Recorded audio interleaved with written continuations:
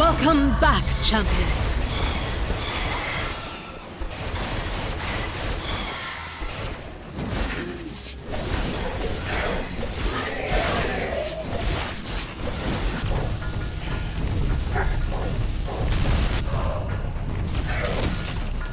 With the release of Dusk last year, publisher New Blood Interactive cemented its status as retro FPS gods.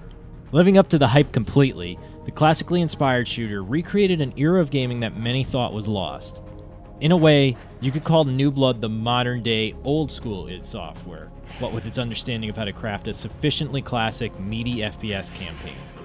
Amid Evil, another retro FPS game inspired by the likes of Heretic and Hexen, proves that Dusk wasn't a fluke.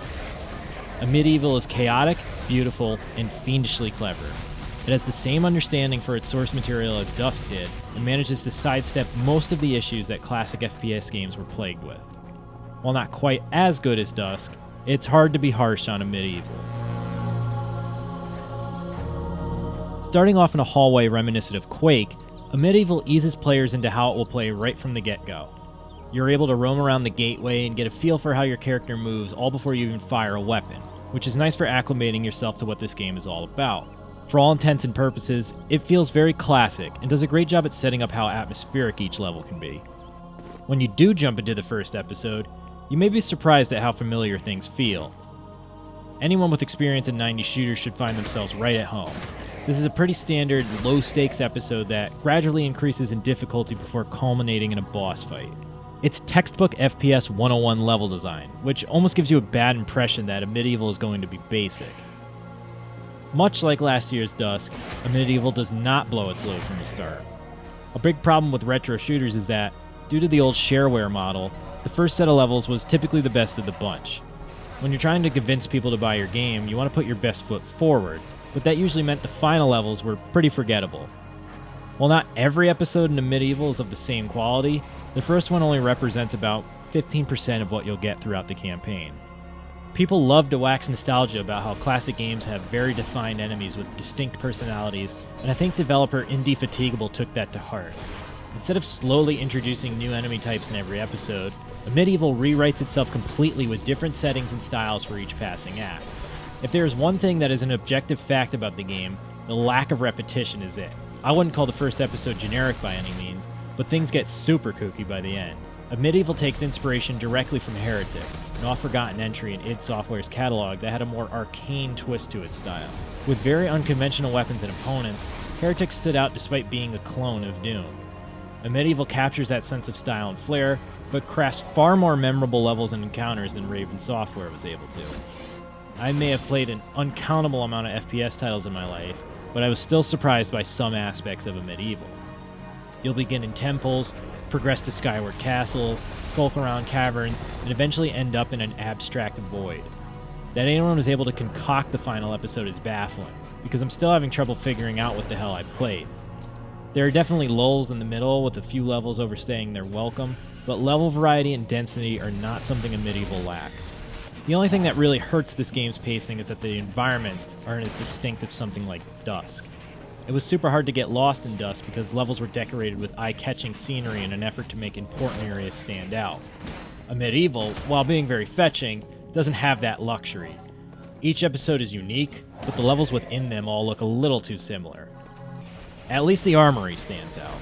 Eschewing the typical FPS roster of various guns, every weapon in this game is some kind of medieval-inspired object.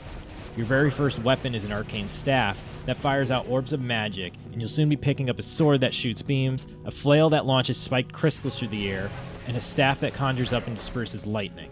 There's even a rocket launcher that shoots planets at enemies. Yes, the rocket launcher throws celestial bodies at your enemies and explodes on impact. It's absolutely incredible. Following along in classic FPS fashion, certain weapons are better for specific foes. You can definitely kill everyone with enough firepower, but swapping through your arsenal to tackle different situations will serve you well in the long run. It's nice to stockpile ammo and then unleash on a horde without fear, but that might become a problem if you're consistently wasting 50 to 80 lightning shots on a foe that can be thwarted with a few crystal flail swings to the dome. I have to make special mention of the enemies as well, because they also follow the Doom blueprint to a T. No one in Amid Evil is a hit-scanning enemy, so you don't have to worry about taking damage from afar while not knowing where your enemies might be.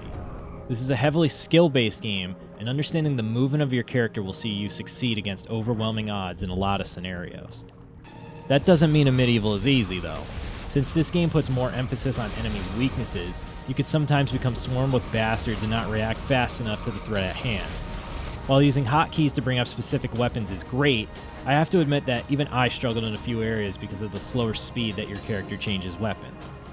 It's not maddening by any means, and can even be mitigated with quick saves coming, but sometimes you'll get frustrated because your character doesn't have a fire lit under him. There are also some issues with collision detection in the environments. There's a lot of platforming in a medieval, and occasionally you'll get stuck on stairs that should let you glide right up them. I also found points where I just stopped moving altogether as if hitting a wall. It's never something that glitches you out or requires a restart, but it's still aggravating nonetheless. Apart from that, a medieval doesn't really have any deal-breaking issues. The lack of multiplayer is disappointing, but it doesn't hurt the campaign by any means. The endless horde-styled mode is fun, but it doesn't detract or enhance the experience in any way. I'd have to come up with nitpicks to start listing negatives, which isn't productive or beneficial to anyone. I'm not as over the moon with a medieval as I was with Dusk, but that's like saying you didn't enjoy driving the Camaro as much as the Corvette. Obviously the sports car is a nicer, sleeker, and prettier machine, but the muscle car is still a damn fine piece of machinery. A medieval is much like that. This is another wonderful FPS from New Blood that pays homage to and improves upon the past in all the ways that you could hope for. Do you really need me to say anything else?